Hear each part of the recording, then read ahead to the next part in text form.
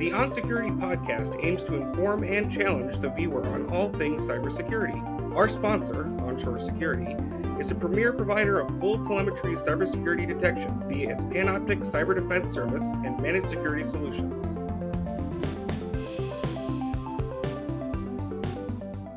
Hello again to the Onshore Security podcast. I'm Stel. I'm the CEO of Onshore Security. And with us today, we have Todd Rowe of Constangy Law Firm. Todd, say hi. How are you doing, Stel? Good to see you again. Hey there. Shout out to Josh Ecklo, our producer. Hi, everybody. Hey, great. It's always good to get this group together. And we all know each other, which is kind of cool because we've been co-marketing and collaborating for a few years. And what's awesome about Constangy is this is the premier national incident response law firm. Though, I've followed Todd from a couple of the firms, so the privacy space, the insurance space, whatnot, and this is where the practice, meets the road, so to speak, wherever meets the road. Todd, you want to give us your own kind of bio, so it's not just me bragging about you? No, I'd love to listen to you brag about me all day, but no, I think you're right, Stel. It's been great. I've known you and Josh for a long time. I mean, in Chicago, we're kind of a tight-knit community. And while we all have a national scope in the services that we provide, it's always nice to catch up with some, home folks, here in Chicago. So basically, I think you're correct as far as I was a litigator full-time for about 22 years. And I was always handling privacy matters, as you know, and insurance matters that run along with privacy matters. And really, within the last couple of years, I decided to focus 100% on incident response, which is a little less law and a little more cyber, I guess, or privacy related. So no more going into the courtroom, which does explain the beard and the basement, which is good. I can still leverage that experience as a litigator, I think, in sort of just when we're talking to people that are in need and they're sort of, under pressure of having a response.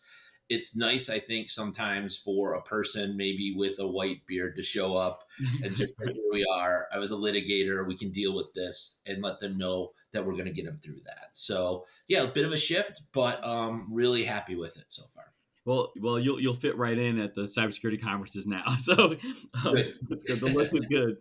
But I learn something every time I talk with you, and so I love it. And I wish we had more reasons to do more often. Though then again, there could be bad reasons, right?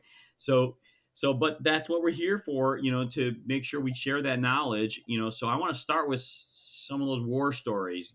Give us some good ones, scare the pants off of us, and and I'll kind of jump in and tone you down and tell everybody the sky's not falling. But yeah, start with that first.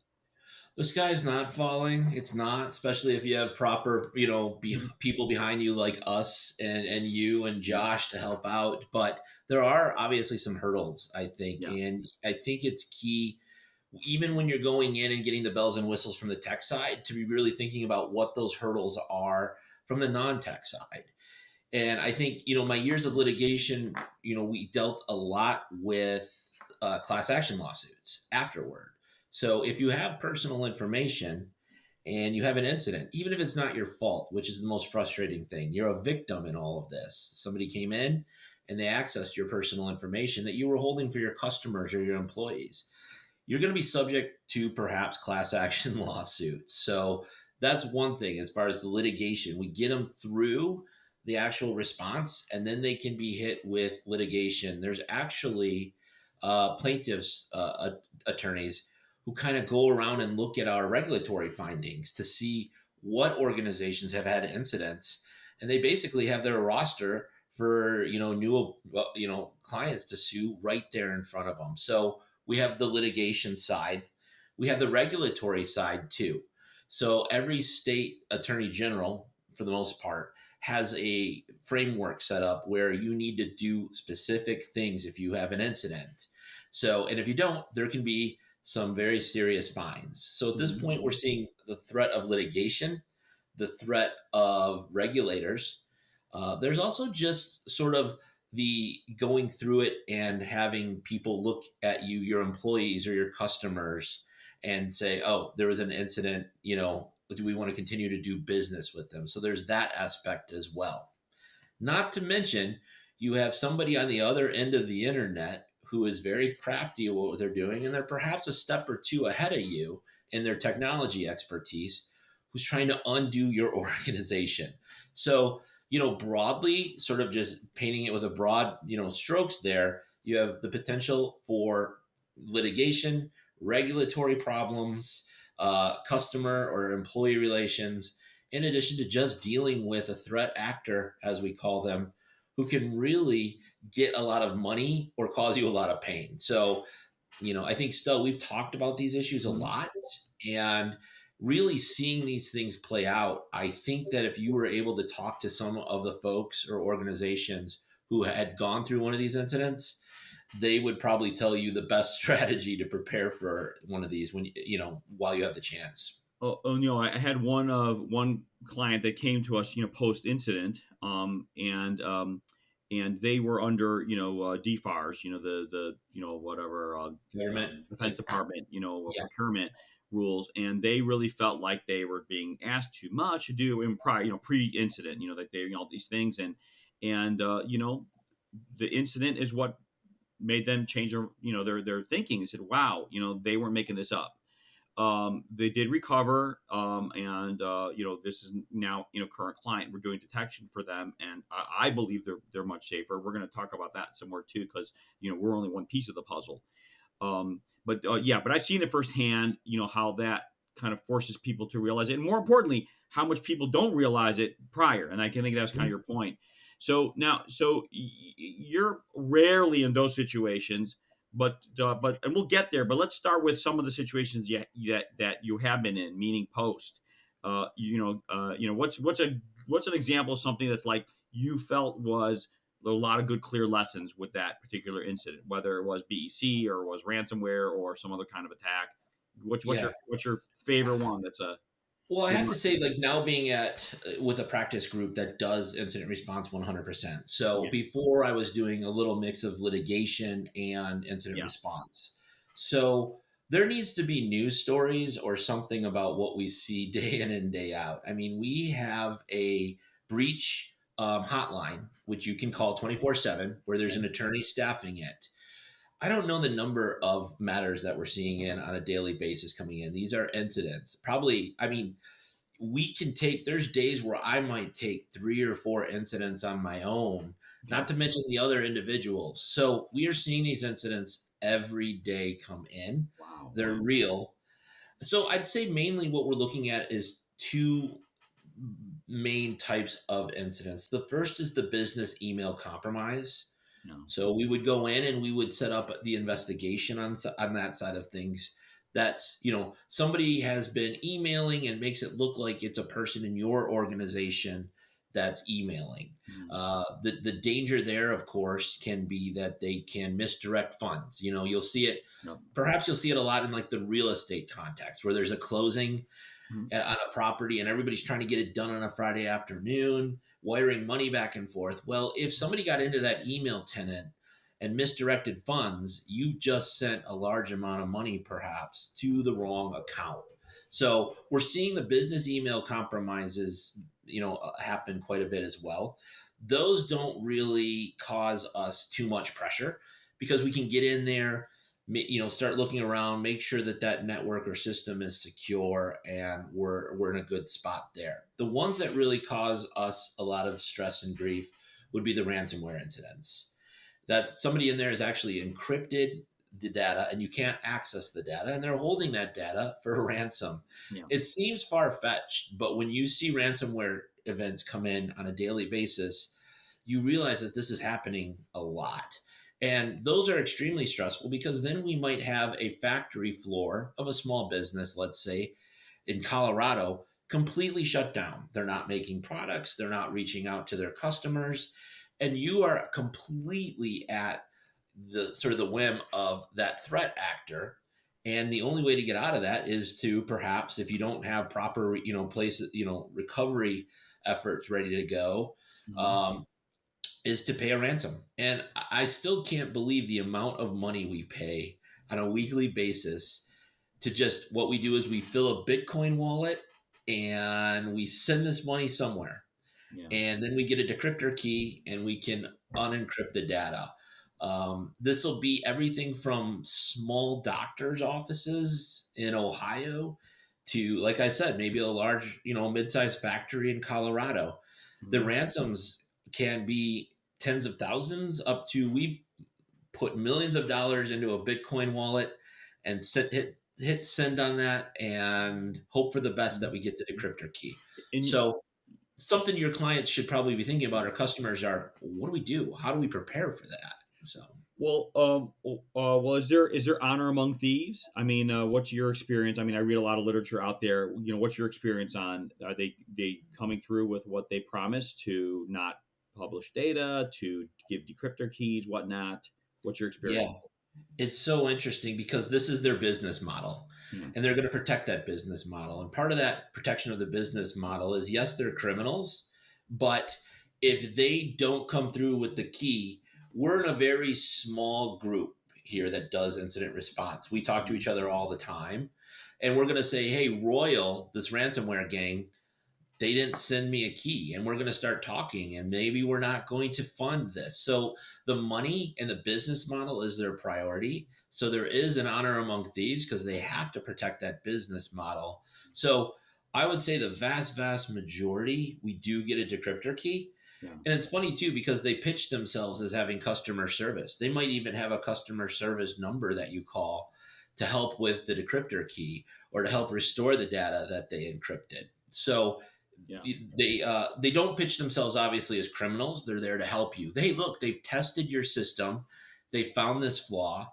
Now pay them. So, yep, they approach it as a business transaction. Wow. Wow. Well, what about the data exfiltration? It's very different. Like they can still keep a copy. I can't imagine they delete copies even if they say they do. They could still Yeah, sell that data quietly, even if they want to maintain their integrity, so to speak. of course. So part of the follow up there is obviously monitoring the dark web to make sure that we're looking for what they would say publish it. When we say publish it, it's just putting it on the dark Yeah. web so that Yeah. other criminals can use it. It's not necessarily in the paper or something, Right. but that's still a big issue. So, well, before we get to the problems that present from the legal side, Yeah. it's still what we can do is make a payment for them to promise not to publish the data. Hmm. And then we'll also get a proof that they destroyed the data. Now, how good is that? I don't know. They're a thief, Right. Right. But once again, they might have some issues with storing that data. That's a lot of data they may have from your organization, and it's costing them a lot of money to store it. So they probably would get rid of the data at that point because there's no sense keeping it. Okay. Okay. Well, Um, just to sell it, with my thinking, maybe in the near future, sell that data. But if you're yeah. not seeing that happen, I mean that's good-ish news, I guess. Well, the problem too there is that once that data has been accessed or exfiltrated, we might have a legal obligation at that point because that unauthorized access Yeah. triggers the notification. So you already have a problem. To some degree, you obviously don't want the data published. But from a legal standpoint, you're already in hot water once there's been that unauthorized Oh, I access. see. So there's already harm, even if they haven't done anything with it, because you are Yeah. obligated in many circumstances, like HIPAA, whatnot, to keep that data out of non-controlled, non-authorized eyes. And just the fact that a criminal got his hands in it, even if they did nothing else with it, you've already stepped over that line. You've already triggered a harm event. Is that the right way to describe it? Yep, there's personal information belonging to a customer. We have Stel's name, Yeah. we have his address, and we have his SOC. A threat actor accessed that data. That may trigger an obligation for your organization to reach out to Stel and say, "Hey, your information was compromised. We want you to know." Yeah. And then we need to really put our legal hat on because each state may have its own framework as to what you need to do. So those notification letters that you might get in the mail after an incident, we draft those, Hmm. but that's a formula based on the state. So if you're a resident of Illinois, let's say, Illinois has its own requirements. Do we have to offer you credit monitoring for a year or 2 years? That's where you really need counsel, or also you can even look before you have an incident to see who are your employees, where do they reside, because that's what's driving that analysis is the residency of that individual. Okay. So even if you're an employer, let's say in Illinois, if you have employees in Indiana or Wisconsin, you still may have to comply with Indiana and Wisconsin and Illinois law. And okay, So so both the jurisdictions of the employer and the employee or other data you have both come into play. mostly though, when you're looking at the obligation to notify the individual, it's the residency of that Okay. individual. Yeah. Now, But is to there answer any, your question go ahead. before, as far as the notification obligation may be triggered just by the access or exfiltration of that data. Okay. But what about now any kinds of in state by state any kind of limitations of what the rights or their ability to sue, take civil action, either individually or class action? Are there any rules around that? I mean, because a business wants to have clarity. Let's say, like, I want to know exactly what my exposure is. What can somebody do if I do lose their data somehow? Any state by state kind of limitations or guidelines? No, it's basically just left up to the federal or the court, basically, as far as if you can file suit. Now, the interesting thing about that, the characteristics would be what we tend to see is the larger the number of class of individuals, the larger number of people that were potentially exposed, Mm-hmm. that most likely would trigger the class action lawsuit. So if you expose, 45 people's information, Mm-hmm. you're probably not going to draw a class action lawsuit because the economics don't support it. That plaintiff's attorney isn't going to invest all the time and money into that. Mm-hmm. Now, if you have 60 or 70,000 people, that starts to make that a little bit more, of a better economic situation for the plaintiff's attorney because they'll have more clients. They'll have 60 to 70,000. So it's not necessarily the lawsuit aspect isn't driven by state law. It's more driven by those plaintiff's attorneys, sort of gathering that class and putting that together. Mm-hmm. The sad thing is when you see a small organization who happens to just have a lot of individuals' data, Yeah. that's going to be existential for them. If they Yeah. actually survive the regulatory, basting of everything, if they survive, maybe they had to pay a ransom. Now they get whipped with the litigation aspect. That's just a lot to weather. Can you sell that risk? I mean, how far does insurance go? Yeah. Well, so the insurance side of things is, as much as you need those good technological safeguards in place and you need some good, sort of proactive legal services in place, the insurance is a must. There's just no question about it. The cyber policies that we're seeing today in the marketplace typically have two types of coverage. They have that first party coverage, which is more like your homeowner's policy. Like if your house burns down, they're going to build you a like kind house, Okay. a similar house. So they have that first party side. That's covering the forensic investigation, notification costs, getting in there and doing recovery. So you need those first party services in that policy. The interesting thing about cyber policies is we also see a third party liability piece to it. So that side of things will say if you are sued, we will also assist with that litigation. So, and going back to the first party side, it may also cover the ransom payments as well. So, to some degree, I have to say that the big difference maker is insurance.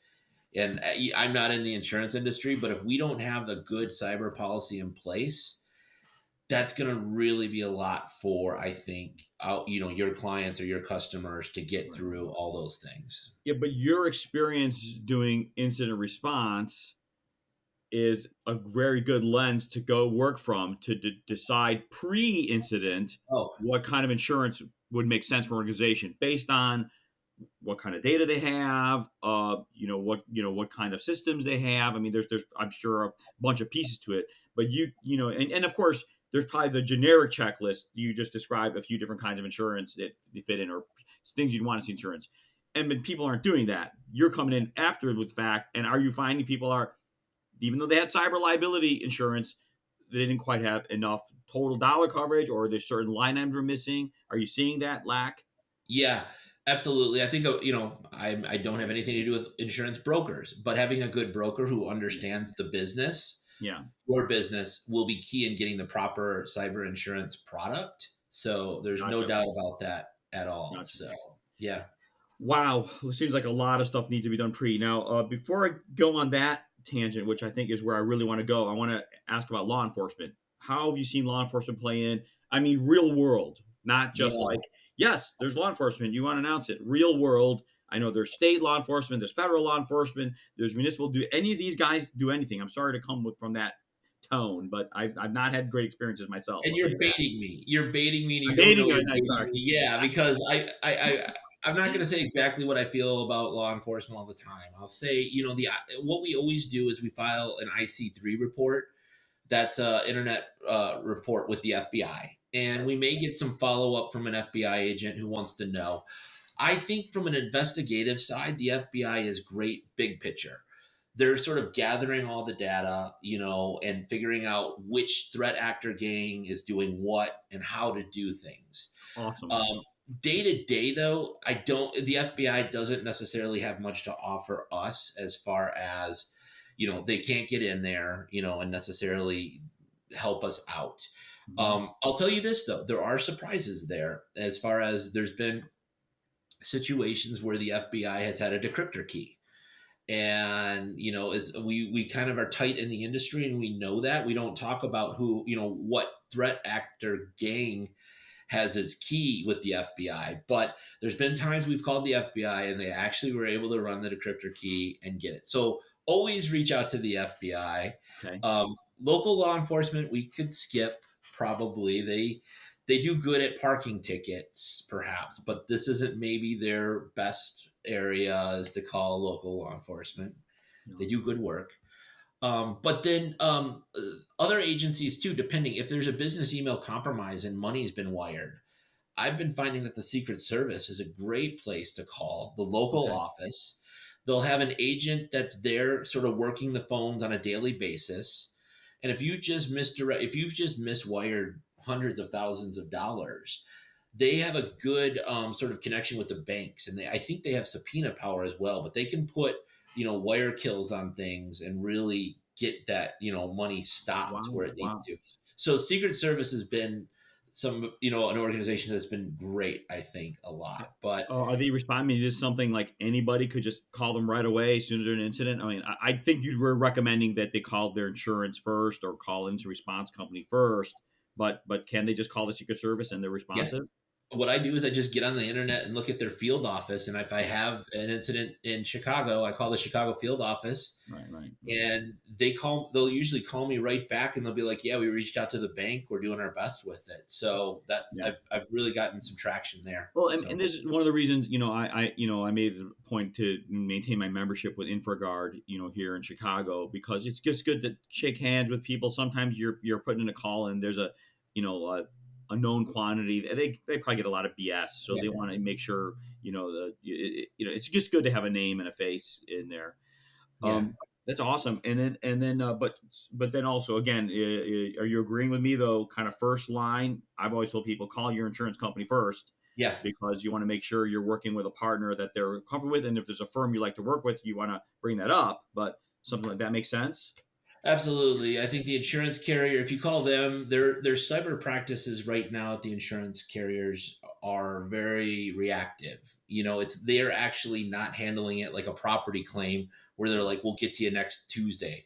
That's instant. Like they will. That's where we're getting a lot of our matters to the breach hotline. Is that the insurance carriers reaching out and Mhm. saying, can you contact our insured and get moving? So if you go to the carrier first, you're going to get to breach counsel right Gotcha. away. And then the good thing about that too is that's an approved vendor. So Constangy most likely will be on the panel for that insurance carrier, and Yeah. then we're off to the races. Okay. So carrier or broker first? Who are you actually calling? It depends. I mean, it depends on the policy. This is Yeah. where it's great to sit down before an incident with people like you or I, Stel, as with your organization, and ask these very questions. Do we call our broker or the carrier? So if you look at the policy on the first page, we have Constangy's number and their breach hotline number on a number of insurance policies right on Gotcha. the policy itself. So Gotcha. you might call us first, and we're already moving because we know this carrier and how they handle a claim. So that's a good question based organization to organization. Do you call your broker first, or do you call? There's some brokerage firms who have great cyber practices Mhm. and know what they're doing. There's some, maybe when you get outside of downtown Chicago, who might not know what to do, and that would be a good time to call the carrier first. Gotcha. But Gotcha. good time to do all this, to figure out who you're going to call and to have those numbers handy, would be before you have an incident. So So yeah, we need an entire discussion. I want to wrap here because I wanted to get into that IR prep, but yeah, I'd actually like to do a whole other episode just on IR prep with you. Are yeah. you up for that? Yeah, that's great. Part of what we do is in our proactive services side of things would be tabletop exercises. So that would be a Beautiful. great discussion for us to have, just to talk about how, it doesn't have to be a formal tabletop exercise Right, where it looks right. like the Department of Defense war room. It can be around coffee and Yeah, just saying, yeah. who do we bring in? So that would be great to have a discussion about that. Absolutely. So, Oh, no, no, no. And I want to hear that those real world stories. We could walk through that, because like I said, I learn every time that we talk, and I could tell you with my clients, they all do some things to prepare for incident, but it's not necessarily with an incident response firm. We're not incident response. We're right. detection. We're protection. We have lots of data that's useful for forensics. We've been involved in those situations. That's not incident response. Incident response is this wide swath of things. We're talking about legal and reputation and insurance, and not being ready for all that stuff, let alone all the tech, being prepared for the tech. We're big on policy and governance, whatnot. So I need to bring that together. I think it's worthy of like a whole discussion and a walkthrough. I think our audience would love to have you walk through what that prep looks like, what that tabletop exercise looks like. So let's put that out for next time. Yeah. Um, and again, I really, really appreciate this talk. Anything you want to say in closing before we wrap? No, just happy to work with you guys. I think, one of the things that we see is even when you have somebody as capable and smart as you guys on the tech side, you still see things like social engineering that no matter what technology safeguards you have in place, you're still going to get around it. So I would love to Yeah, have that follow up yeah. call discussion with you. As you know, I could talk for hours with you and about this. So sounds great. Let's schedule it up. Awesome. Thank you, Todd. Thank you. We'll get you scheduled. Josh, you got that? We're scheduling Todd again. Okay. I got it. Okay. Cool. Cool. Okay. So thank you, Todd Rowe, Constangy, awesome. IR focused law firm, and thanks, Josh Ecklow, marketing at Onshore Security, for being the producer here. Sure thing, guys. And I'm Stel Valovani signing off. See you all next time.